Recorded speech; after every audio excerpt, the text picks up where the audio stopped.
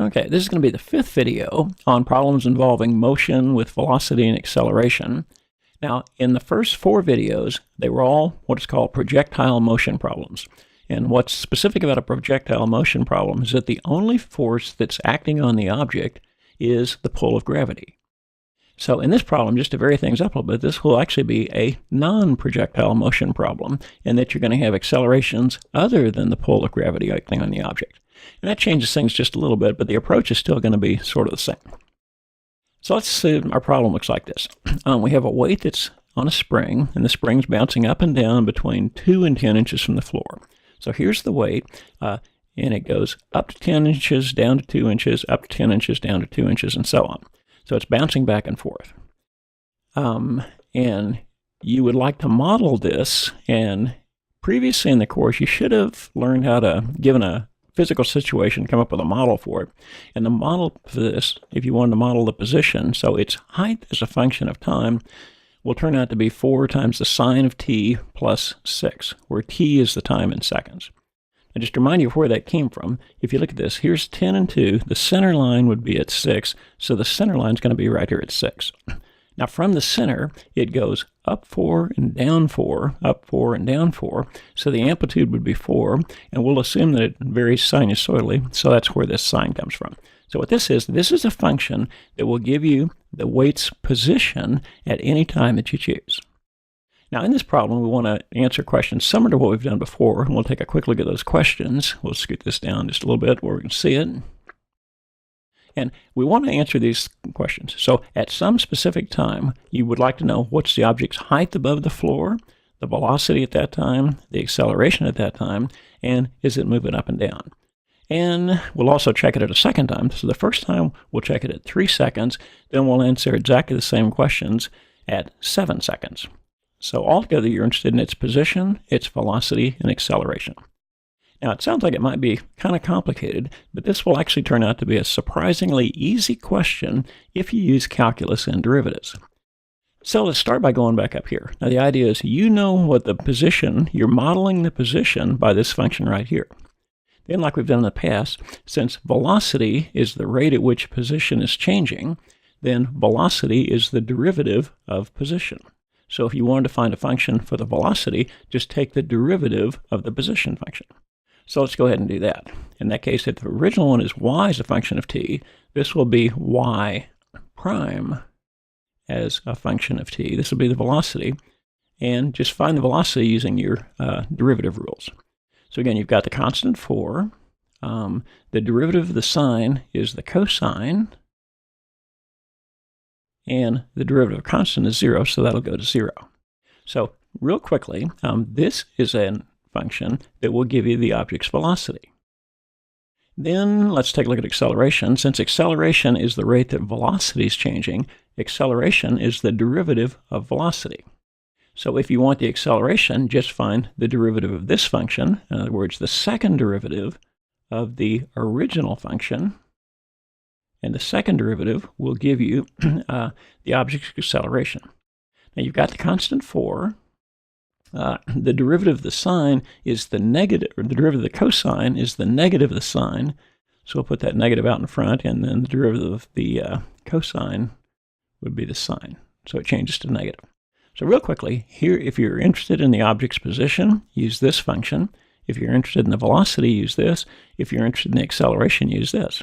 Now, for each one of these, it's just a matter of plugging the time into these things right here. So it makes it really very easy. So what we'll do, we want to know the object's height above the floor 3 seconds after its release. So just, now again, this is position, so use the position function.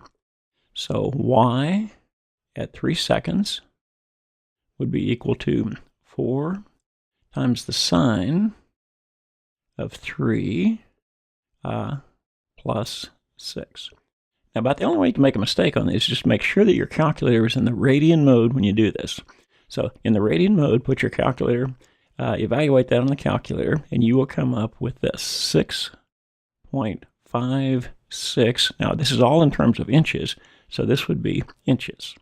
So 3 seconds after you release it, it'll be 6.56 inches from the floor.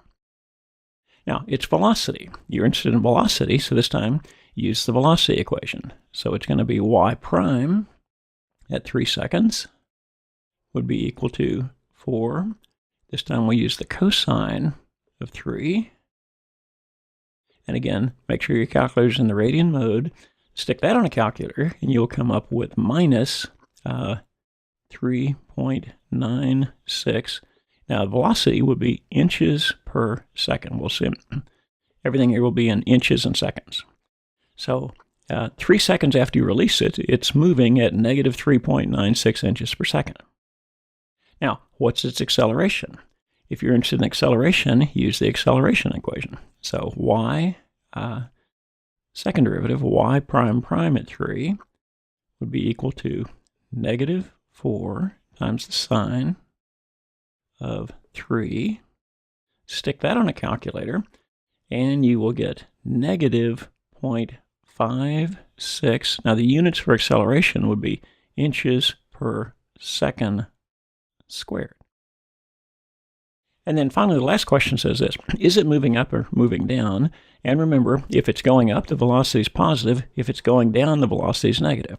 So if you want to know if it's moving up or down at 3 seconds, just look at the velocity at 3 seconds. That is negative. The fact that the velocity is negative tells you that it must be moving down.